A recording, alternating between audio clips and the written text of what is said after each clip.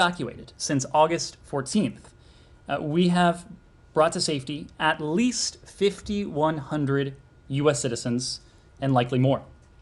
Within the last day, more than 300 additional Americans were evacuated. There are approximately 500 American citizens we are currently working with who want to leave and with whom we are communicating directly to facilitate their evacuations. Thanks to an ongoing, aggressive outreach campaign that consists of multiple outbound messages per day by phone, by text message, by email, and other tools, we are communicating with several hundred American citizens who have not yet determined whether they want to leave for various reasons. Last night alone, we reached out to every American whom we believe may be in Afghanistan and attempting to leave. In many cases, we did this again multiple times by phone, by email, by text. We continue to reach out to anyone who makes contact with us through multiple means, which over the past week has included tens of thousands of calls, emails, texts, WhatsApp messages, and other tactics. Finally, before I take your questions, let me give you an update on the evacuation of our locally employed staff. We absolutely, as we have said, have a responsibility to these individuals who have worked with our colleagues on the ground in Kabul, and we are grateful for their commitment and dedication to the United States. I can now confirm that the vast majority of our locally employed staff and their immediate family members have been evacuated or are currently on the grounds of the Hamid Karzai International Airport. We are actively working to evacuate remaining staff, and we have been in direct contact with them. These employees have served the United States. They have not only worked for us, they have worked with us. They are our colleagues. As you've heard us say before, our embassies around the world, quite simply, could not function without locally employed staff, and we will continue to do everything we can to bring them to safety. With that, Matt. Right. Thanks, Ned. So before you came out here, your colleague at the White House punted an enormous number of questions to you. You can thank her for that later. Some of which involved some of the numbers that you just went through, and I think she gave some of them as well. But there's three things that I want to ask, and you can please be extremely brief with the answers, because they don't need long answers. Do you have numbers, after you've just given us the AMSIT numbers, do you have numbers, or do those include LPRs? Also, do you have numbers for remaining SIVs? Do you have numbers for P1, P2, remaining P1, P2 applicants? And in terms of the broader universe of at-risk Afghans, do you have numbers for those? Secondly, she punted on the idea of a diplomatic presence post-August 30, post-Tuesday. I presume that she did that because there isn't any decision. So can you bring us up to date if there is or is not, and what the negotiations are like? And then the last one on that, and I've got one more after this, but is the airport and the negotiations on who would run, if anyone would run the airport after Tuesday. Great. Let me take those in order. On numbers, look, I know there is intense interest in the numbers. As you have heard today, as you've heard from the Secretary over the past couple days, we have committed to providing all of you and in turn the American people with as precise figures we can when it comes to American citizens. We have a special responsibility to American citizens, and we are going to continue to update you on our progress in repatriating those American citizens. When it comes to numbers of SIVs, what I can say is that we have reached out over the course of the past couple weeks since August 14th to thousands upon thousands of SIVs. Those are principal applicants, SIV principal applicants, as well as their family members. This applies to all of the categories you've run through, but in the context of this massive, in many ways unprecedented evacuation effort, our first goal has been to bring as many people to safety as quickly as possible. So in many cases, we are going to be in a better position to provide you fidelity on numbers in the coming days and the coming weeks. As this process has been ongoing, our goal has been to put as many people on as many planes as we can. And the accounting we'll be able to do in more detail, I would expect, in the coming days. But SIVs, we have reached out to thousands upon thousands. When it comes to legal, lawful permanent residents, we have messaged to LPRs in Afghanistan since August 14th. When we provided specific instructions to American citizens, and also provided an opportunity for LPRs to indicate their interest in relocating to the United States.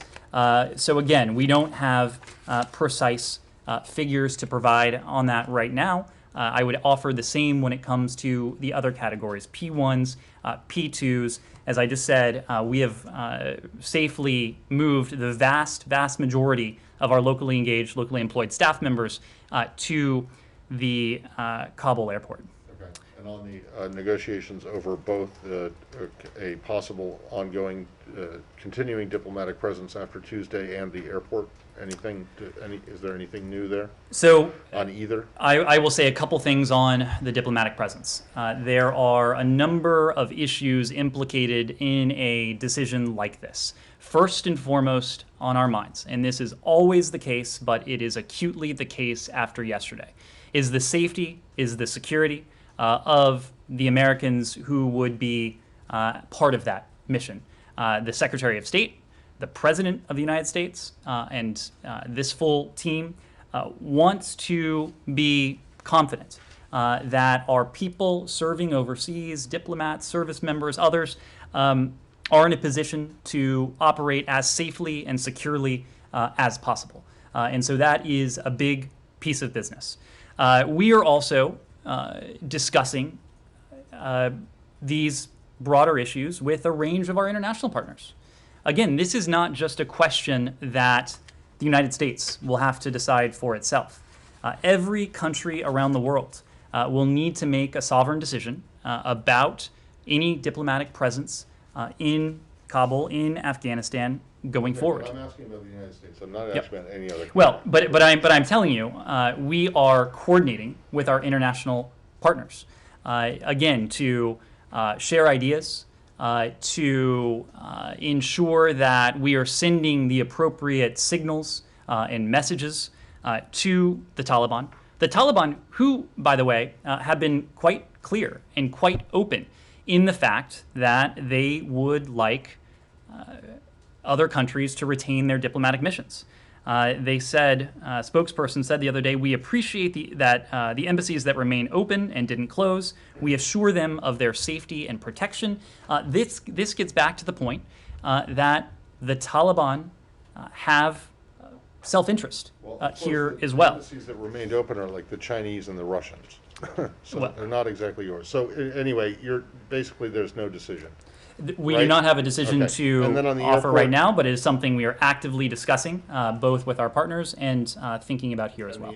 In the airport, those discussions still continue as well? Well, I know there's been intense interest in the airport, so let me just spend a moment on that. Maybe if someone else wants to hear all that, I just want to know if there's a decision. Yes or no? No? A decision. Run it on who, if anyone, is going to run it afterwards. So Matt, someone else wants to hear the whole thing, they can ask. Okay. I assumed as a journalist you might be interested in hearing the context here, but the point is that I'm always interested in the context, but I'm not interested in hearing. Upon our departure, we will transfer the airport back to the Afghan people. So it is not for us to decide. We are undertaking. That's not what I'm asking. I'm just asking if there's been a decision made on whether that you're aware of that, and who is going to run the airport, if anyone, after the 31st. Then the last thing, and I'll stop and won't ask another question at all. There was a briefing that was given to Hill staffers and members of Congress a little while ago, in which a senior Pentagon official, maybe he misspoke, maybe people misheard him, but said apparently that the U.S. does not believe that ISIS or Al-Qaeda are a threat to the United States. Is that correct? Is that the administration's position? Matt, I have not heard that comment, so I couldn't. Well, regardless of whether you've heard it or not, is the administration's position now that ISIS and Al-Qaeda do not present a threat to the United States?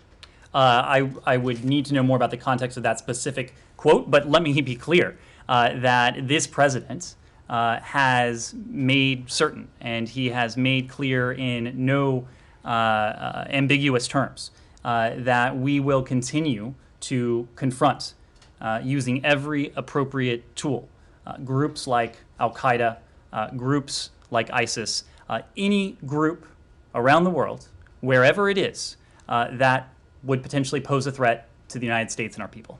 Yes, Humira. So on the airport, I don't know if you've seen, but just now there are a number of pictures and reports on Twitter from various accounts that Taliban units are moving into or towards into the Kabul airport. Have you seen that?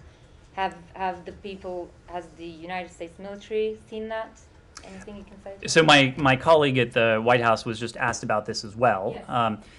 What DOD has spoken to is their retrograde planning, the fact that we certainly intend to complete our mission by August 31st. So when DOD spoke, these pictures were not, this is just happening like the past half an hour. Yep. I don't have any response to that, but if there is any change in DOD retrograde operations or timing, they would need to be the ones to speak to that. Is there any reason to think that U.S. forces would not be at the airport through the end of the day on August 31st? Again, any timing operation when it comes to retrograde operations, the Department of Defense would need to speak to that. Our people, those under Chief of Mission Authority on the ground, will leave the country as part of those retrograde operations, but ultimately DOD will need to speak to the timing in those operations. Wouldn't that affect the remaining evacuations of any remaining U.S. citizens or Afghans who have permission to leave under the U.S.'s auspices? What I will say generally, and this is the point that DOD has made, is that retrograde is not like turning a light switch. It is not off at 1 minute and on the next. Right. This is a transition from a full-scale evacuation ultimately to a full-scale retrograde and departure. But as to the mechanics of that, I would need to refer to DOD. Just want to continue a little bit on recognition and aid. So we're seeing that the reality is sinking in Europe about Taliban, and they're accepting that they'll have to deal with the group. Where is the United States? Where is the United States on that? And I know that your focus is on the evacuation, but the urgent element of that is providing humanitarian aid. And since there is quite a bit of uncertainty about the airport as well, but you have expressed your commitment to provide the aid, so how exactly are you going to do it? And has the United States come to that decision that they will have to deal with the Taliban, not least because of humanitarian aid reasons? So first, on the issue of recognition, it is not unlike the question of any diplomatic presence going forward, in that it is something that we are in regular, constant contact with our allies and partners around the world to discuss. You referenced some statements from unnamed European countries. There have been actual formal communiques from including some of our closest allies in the world in the context of the G7, in the context of NATO, in the context of other fora and groupings that speak to a unified position on this. Does that mean you're aligned with their it means their position? Because Merkel, for example, said it's a reality, we will have to deal with them. Is that where the United States is also? What you were referring to is a separate question from recognition, a separate question from conferring legitimacy.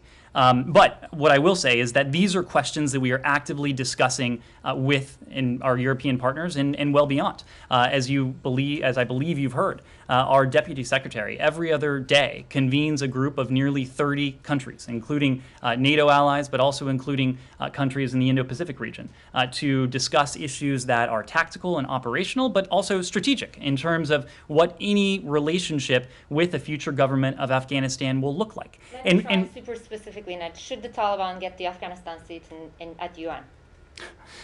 These are not questions that we're prepared to answer today. And we are not prepared to answer them today precisely because we have heard a range of statements from the Taliban. Some of them have been positive, some of them have been constructive, but ultimately what we will be looking for, what our international partners will be looking for, are deeds, not words. What we are going to be focused on and questions of any future diplomatic presence, any questions of recognition, any questions of assistance is follow through. Again, deeds, not words. Now, humanitarian assistance is a separate issue. And we have proven in contexts that are varied and really encompass the world, the globe, that we can maintain a humanitarian commitment to, in this case, the Afghan people, in ways that does not have any funding or assistance pass through the coffers of a central government. So that commitment will remain. I expect the United States will continue to be a very generous donor to the Afghan people. Over the course of the past 20 years, it's nearly $4 billion. It is $250,000. $250 million we allocated just this summer, and the president just a few days ago allocated another $500 million to support internally displaced persons inside Afghanistan, Afghan refugees, and Afghans around the world who may be in need of assistance. Yes? Yes, if you follow up on the diplomatic presence, has the Taliban directly, explicitly asked the U.S. in your conversations to keep a diplomatic presence? And if yes, what assurances have they provided for the security, etc.? And also on the locally employed staff, you spoke about vast majority out or about to be out. Can you put any figure about that, and how many are still not out or about to be out? In terms of diplomatic recognition and what we've heard from the Taliban, look, we have heard the same presence, not really. Presence. We have heard the same thing from the Taliban privately that they have been saying publicly. I referred a moment ago to a public Taliban statement that they want embassies to remain open. They have made very clear to us in our communication they would like to see an American diplomatic presence remain. Ultimately, of course, it's not up to the Taliban. It's a determination that we will need to make consistent with the overriding prerogative, and that is the safety and security of American officials. It is a decision we plan to discuss and to confer about with our allies and partners as well. Look, the Taliban have pledged publicly. They said, we assure them of their safety and protection. Those are the same kinds of assurances we've received in private. But I can tell you, we don't put all that great a value on again, words. What we are going to be looking for is an indication that there is substance, that there is merit to those statements, an indication that there will be follow-through before we make any such decisions. Remind me of your second question? On the number of the locally employed staff. On the number of locally engaged staff, there have been hundreds who have been moved to safety in recent days. That is the vast majority of our locally engaged staff and their family members, Laura. You don't have numbers of how many are still there? The vast majority are now safely out of Afghanistan or at the airport compound, Laura. Thanks. I have two evacuation-related questions. First off, there are reports that private planes are trying to fly into HKIA to evacuate some Afghans, but have been turned away and specifically told by the United States to not land. Do you know if those reports are true? I would need to refer to the U.S. military to speak to those reports. What I can say is that this has been a highly effective operation when it comes to the evacuation, and you need look no further than, again, the metric that matters, and that is 110,600 people through U.S. military and coalition flights since August 14th. This is an operation that requires a great deal of coordination. It is an operation that requires a great deal of choreography. Any airport around the world, especially one as busy as this. Look, Hamid Karzai International Airport, for those of you who have been there, no, it is not Chicago O'Hare. It is the size of an airport of a fairly small town.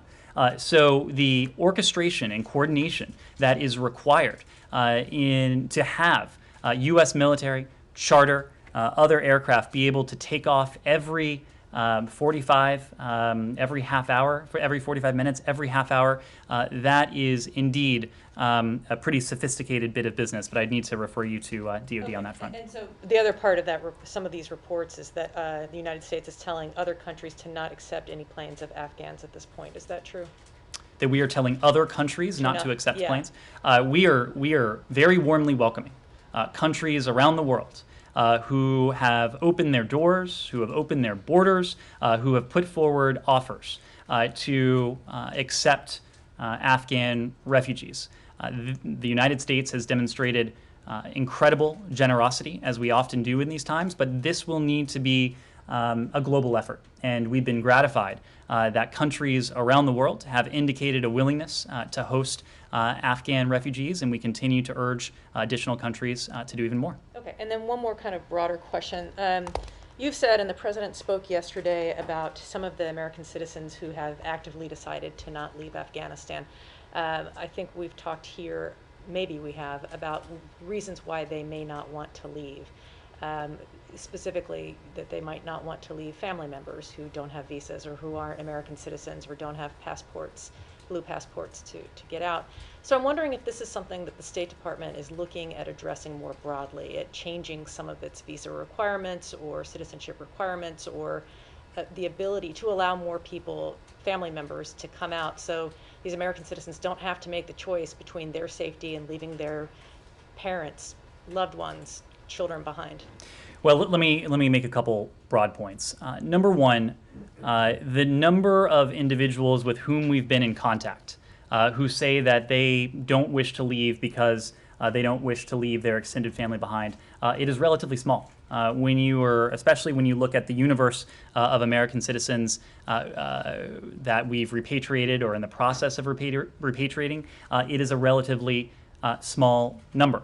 But number two, when we talk about this, and I think this is important to understand the context around these numbers, the people we're in touch with, the individuals we believe to be American citizens we're in touch with, that number will fluctuate. It will be dynamic, precisely because, especially as we get to a smaller and smaller universe of American citizens, they are making these decisions and sometimes reversing these decisions multiple times a day. And so when we say that we are in regular contact, we mean regular contact, multiple times a day, sometimes hearing one answer, other times hearing another, as the remaining Americans make these decisions. Look, I'm not aware of any plans to change eligibility for visa requirements. We have a special commitment to American citizens. That special commitment is spelled out very clearly in 22 U.S. Code, Section 4802, responsibility of the Secretary of State to American citizens. What I will say, and the point that I think is relevant to this, is that our military operation will come to an end by August 31st. What does not have an expiration date is our commitment to any American who, for whatever reason, decides not to take us up on the offer of repatriation now, but who may come to us in days, weeks, months, or years to say, I want help, I want assistance leaving. Now, the tactics that may be available to us, depending on where we are, given all the questions you've asked about, they may be different. In fact, they almost certainly will be different, at least in the near term. But our commitment to American citizens will not change. An American citizen who has extended family, those extended family members may be eligible to travel to the United States under other forms of eligibility. And we've talked about some of those forms of eligibility. So again, August 31st is the end of the U.S. military operation. It is not the end of our commitment. You couple that with what we have heard from the Taliban about their commitment to safe passage, not only on August 31st, but also going forward. They have not attached any expiration date to the very public commitments they have made to safe passage. Again, that is something we are going to continue to press with the international community, because this is not about trust. This is about the follow-through that we see with the international community. One point I will make on this, one thing I did see just as I was coming down, and again, put this in the category of for what it's worth. But on live national television this afternoon, a senior Taliban official said that the Afghan borders will be open. People will be able to travel at any time into and out of Afghanistan. That is another reiteration of the commitment we've seen. Again, what matters to us is that those commitments, that rhetoric, is transformed into reality. And that's something we'll be watching very closely. And that's something that we are working on concertedly behind the scenes with our allies and partners around the world. Yes, Jen. Are you aware of any U.S. citizens who were killed in yesterday's attacks who weren't military or any, civilians? We conducted accountability for all individuals who fall under Chief of Mission Authority. That accountability was complete shortly after we received word of the attacks. We are unaware that any Americans were, either private or Americans under Chief of Mission Authority were killed or injured or harmed in the attacks. And then what is the State Department's position on some of these opposition forces that have cropped up across Afghanistan? Are you supportive of these movements? So our position is the same position that we had yesterday, before August 14th, before August 1st, going back. There needs to be a political settlement to this. This is what we have sought to facilitate and to support for quite a while now. This was the effort ongoing in Doha. It is still the effort that is ongoing in Doha. Now it is an effort that has elements of it that are active in Afghanistan. Our personnel on the ground in Kabul are actually working on this as well. There needs to be a political settlement. It needs to be, if we are, to get back to these questions of recognition, if any future Afghan government is to be one that we can work with, it needs to be inclusive. Ultimately, it needs to be a government that respects and upholds the rights of its citizens. Importantly, that includes the many marked gains that Afghanistan's women and girls and minorities have made with the help of the United States over the past 20 years. That's what we'll be looking for. You've said multiple times in the past few days that as many people as possible will be evacuated before August 31st. That implies that some people aren't going to be on a plane leaving the country. What is the U.S. government's best estimate of how many people will still need help leaving Afghanistan after August 31st?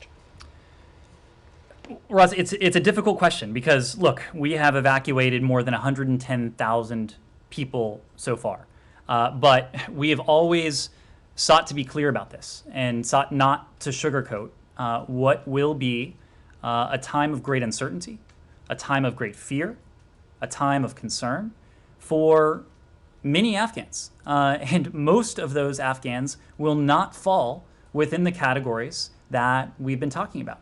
American citizens, green card holders, SIVs, LES, P1s, P2s.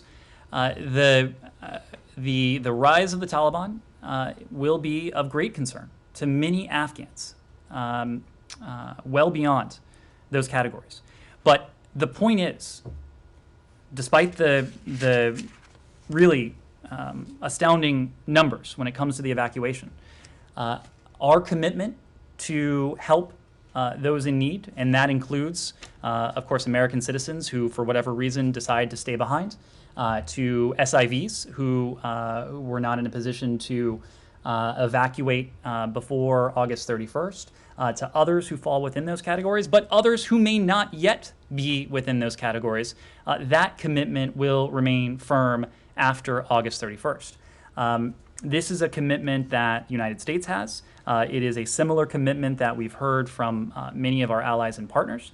And there are a number of pieces to this. One important piece, are these commitments on the part of the Taliban to safe passage. Another important piece, is this business of the airport and our interest, the interest of the international community, but also the professed self-interest on the part of the Taliban to have a civilian airport that is open, that is functioning, that can be provide opportunity for Afghans who may wish to leave the country.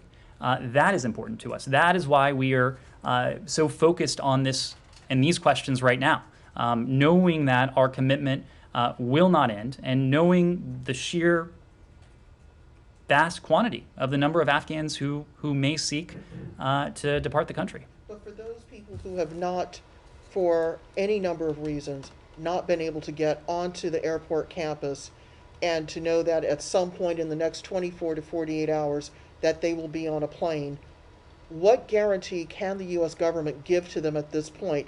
They're very concerned that they're targets, that their families are targets, and that no matter what the U.S. is able to work out with the Taliban, that they may be killed in the interim, waiting for someone to help them leave the country. Well, again, we have brought to safety, together with our partners, more than 100,000 individuals. Many of these individuals were precisely in that position, fearing that were they to have stayed behind, they could be subject to intimidation, to violence, or worse, for what they've done, for the causes that they've espoused, the places that they've worked, or even, frankly, their gender. And so that is why we have worked so assiduously together with our partners, to effect this evacuation, the results of which speak for themselves. But look, you were right, and there will be many more Afghans who may wish to leave. Again, we have a special responsibility to a subset of those individuals, to American citizens who or dual nationals who opt to stay behind, to SIVs who, for whatever reason, are unable to come to the airport at this time, to potential P1, P2 referrals. We will, again, consistent with everything we've said about these commitments to safe passage, which we are very much in the process of seeking to buttress and to reinforce with our partners in the context of civilian airport, that we are doing everything we can to see to it that, again, with our partners, it remains open and a source, an avenue of refuge for those who seek to leave. But it is not just about beyond those categories. It is not just about doing all we can to affect the safe departure of Afghans from Afghanistan.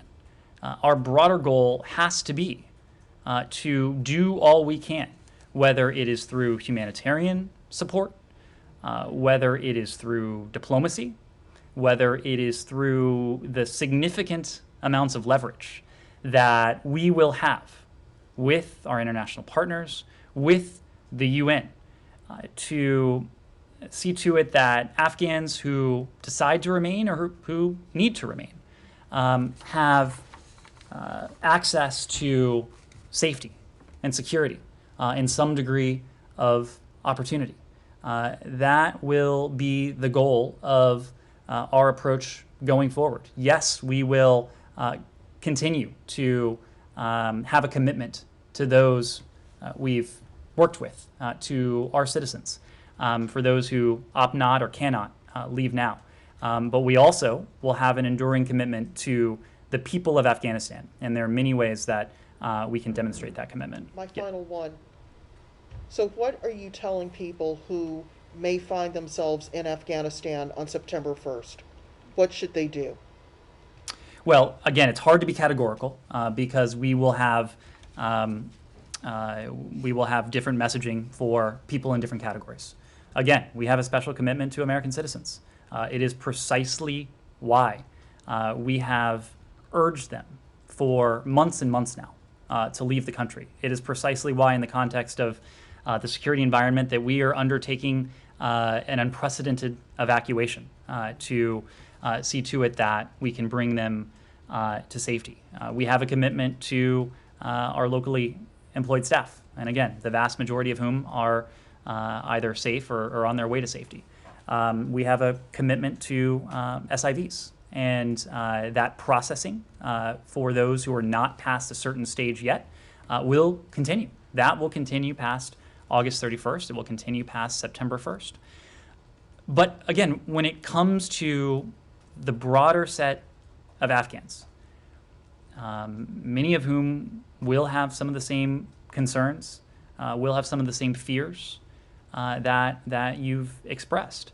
Our goal is to support them in every way we can. And just to be realistic about it, in many cases, that support will take the form of humanitarian assistance.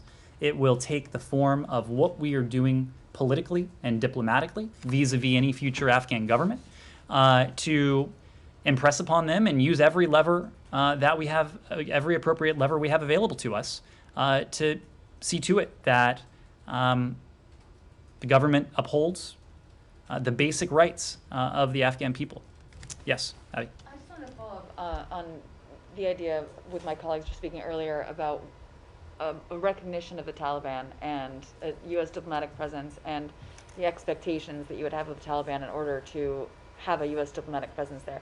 Are you laying out specific parameters for them about needing women to be included in government, needing to ensure that girls continue to go to school? Are you laying out specific things that you want to see from them in order to have a U.S. diplomatic presence here on the ground? We have made clear to the Taliban well before August 14th that the United States has a set of criteria, and we have given them specific criteria that we would look to for any future government. The Secretary has spoken to this to some degree. He's made the point that any future Afghan government that respects the rights of its people, that is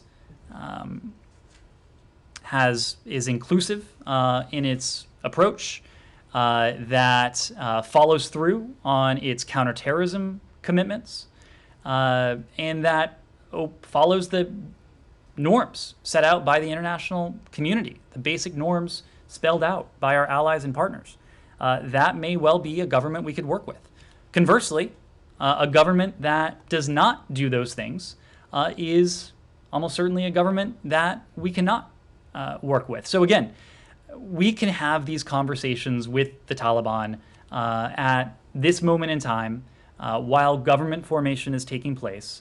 But what really matters, the only thing that matters, is what any future government looks like and how any future government behaves, and how any future government behaves vis-a-vis the rights of its people, its counterterrorism commitments, and yes, our ability and the confidence we would have to be able to operate any sort of diplomatic facility safely and securely.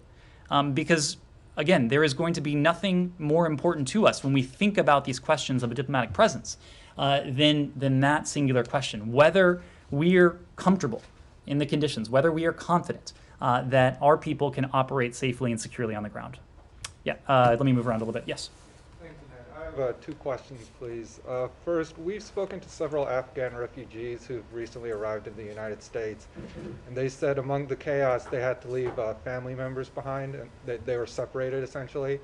Is the U.S. State Department working with any of these refugees who have arrived in the U.S. and said they've been separated? Are you helping them locate family in Kabul and doing anything to get them together to bring them to the United States? Again, these are questions that will have to be adjudicated on a case-by-case basis. Many of the refugees and vulnerable at-risk Afghans who have already made it to this country whether they were SIVs who were resettled, whether they are at-risk Afghans who have more recently arrived, are working with refugee resettlement agencies. And so it is true that our Bureau of Population, Refugee and Migration is working very closely with these refugee resettlement agencies. There may be cases where there are individuals in Afghanistan, including American citizens, that where we have will be able to assist, and there will be other categories of eligibility going forward for individuals who are related, who are family to those who have been relocated. That may provide an opportunity for them to come to the United States, but it's really not something we can speak about in such broad terms. Do you have a channel for them to communicate? This department is in regular communication with the refugee resettlement agencies. We have personnel on the ground. When at-risk Afghans arrive here in the United States, we are in regular contact with the resettlement agencies thereafter. My second question has to do with security around the airport. Yesterday, General McKenzie said that the Defense Department is sharing versions of information with the Taliban, and there's some coordination on security. Does that coordination extend to members of the Haqqani network who are also providing security? No, it does not. The Taliban and the Haqqani network are separate entities. Yes. I wanted to ask about the reports that have come out about the U.S. sharing information from about Americans' names who are trying to get to the airport, other information, and their coordination with the Taliban. Can you speak to those reports? Are U.S. diplomats providing that level of detail to the Taliban? What I can say is that the idea that we are providing names or personally identifiable information to the Taliban in a way that exposes anyone to additional risk, that is simply wrong. Simply wrong. What we have developed, what we have been doing, we have implemented effective tactics. And again, you need only look at the evacuation metrics in recent days for a proof point of the effectiveness. But we have developed and implemented effective tactics to be in a position to facilitate the safe passage of individuals to the Kabul airport.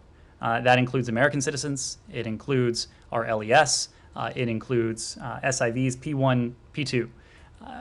Again, I said just at the top of this briefing that now the vast majority of our locally employed staff are safely on the airport compound.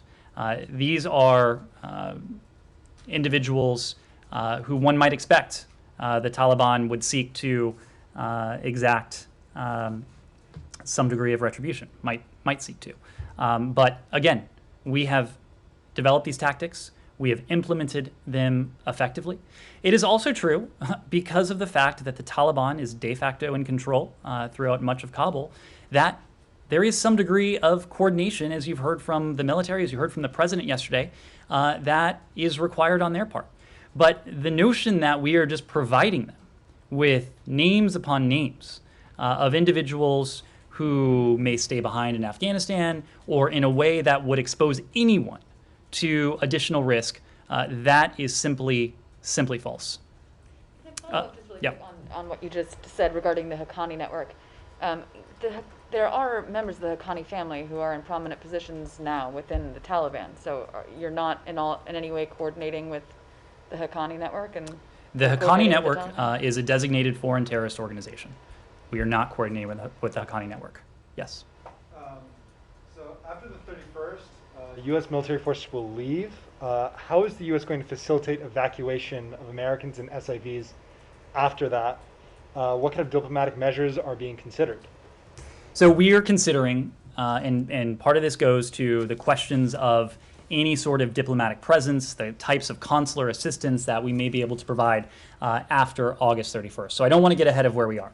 But we are thinking about this, knowing our commitment to the American people, to American citizens who, for whatever reason, decide to stay behind or who aren't able to reach the airport safely. So in our planning, we are absolutely prioritizing that.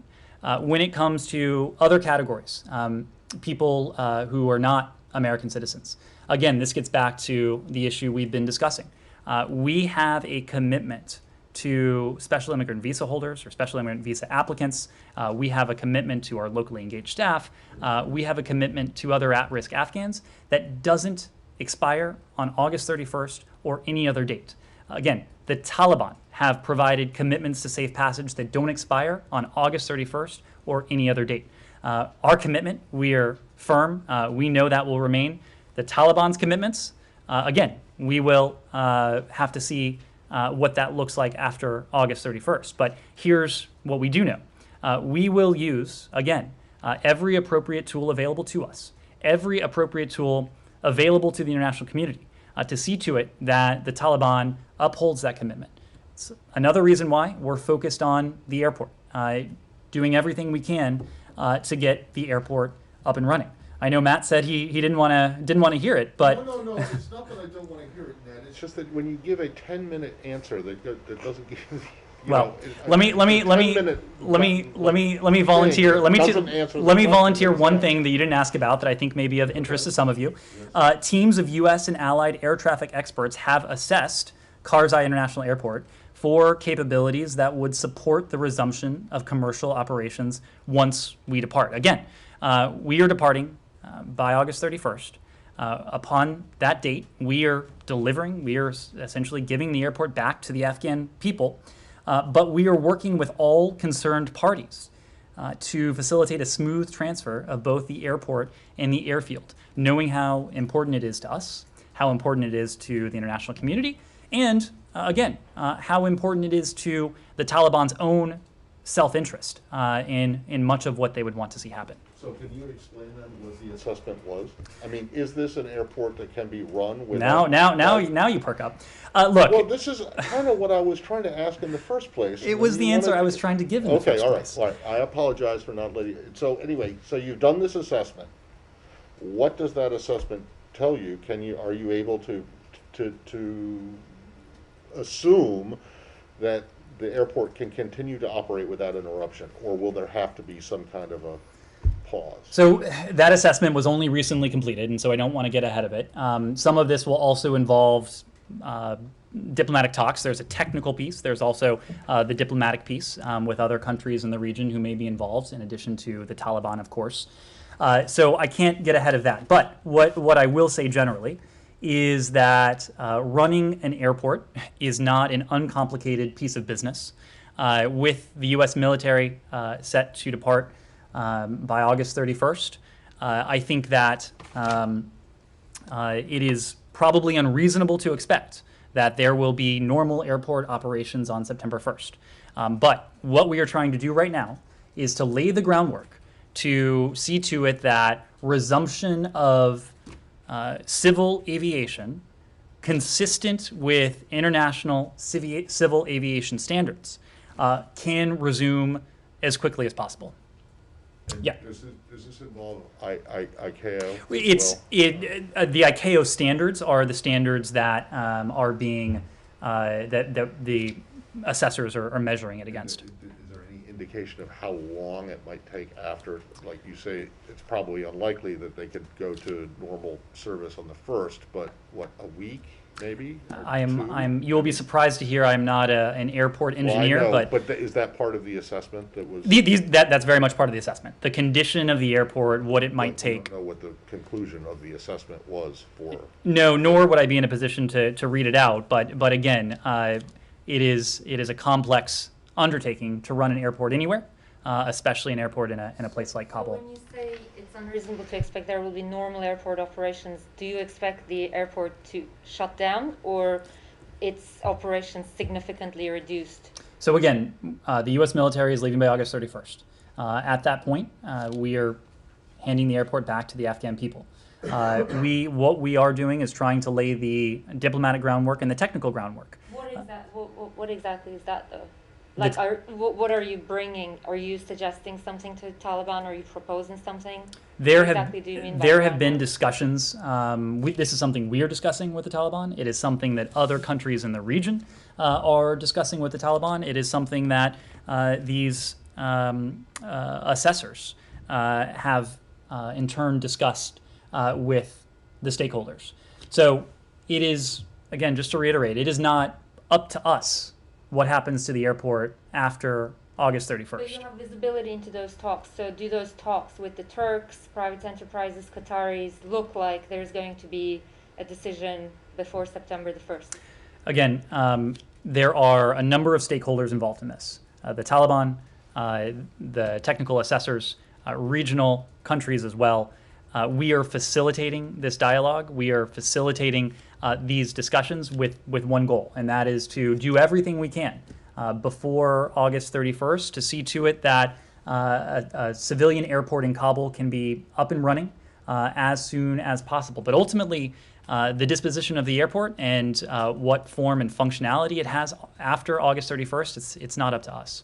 Yes? You're saying you're handing the airport back to the Afghan people. Are you not just handing it back over to the Taliban on August 31st when the U.S. military who's taking control? Are you shutting it down? Are you welding the tape? Like, what actually operationally is happening to it? I would need to refer you to DOD. That's a question of retrograde and tactics that are involved there. If I could quickly, following up on my colleagues' questions, understanding that you say you're going to be able to get American citizens out of the country post August 31st, are you giving them a go, no-go date for these evacuation flights that are ceasing? We have been telling them for some time now, sending them specific instructions as to when and where they should go. Now, the issue, and this goes back to the dynamism of this number, is that, and you heard the Secretary say this when he addressed this room the other day, up until, even in recent days, we have had additional people reach out to us, purporting to be American citizens, purporting to be in Afghanistan, who want to leave. And so it is an ongoing process to determine which of these new entries are in fact American citizens, which of them are in fact in Afghanistan, and which of them do in fact wish to leave. So for individuals with whom we've only recently been in contact, they may be getting information that is new to them. But when it comes to Americans we have who have been in our system for some time now, we have been communicating with them directly for a number of days, providing them precise and specific instructions as to when and how to reach the airport. Yes? So there's reports of SIVs who say they received contact from you guys saying to go to the airport, and then contact saying to actually not. So what's your message to them? Our message to them has been the same message that we are delivering to everyone. Do not go to the airport. You saw this sternly delivered by the U.S. Embassy the other night, just hours before the ISIS-K attack, instructing Americans who were at the airport to leave immediately. So our instructions to the SIVs, those SIVs who are eligible at this stage for relocation, has been consistent with the messages that we provided to American citizens, to locally engaged staff as well. We are providing them with specific instructions about when and how they can get to the airport. I'm not in a position to go beyond that. And what are the comments on the Taliban communicating with Turkey to potentially take charge of the airport with them? I'm sorry, I didn't hear that. With the Taliban discussing with Turkey about taking charge of the airport with them. What is the Taliban discussing with Turkey? What are your comments on that if Turkey starts taking over the airport? The Turks have been playing a constructive role in the airport for some time now. This was a topic of discussion between President Biden and President Erdogan when they met a couple months ago now. We appreciate the role that the Turks have played with Hamid Karzai International Airport. I know that President Erdogan addressed this in some public comments over the past day or so, and I would leave it at that.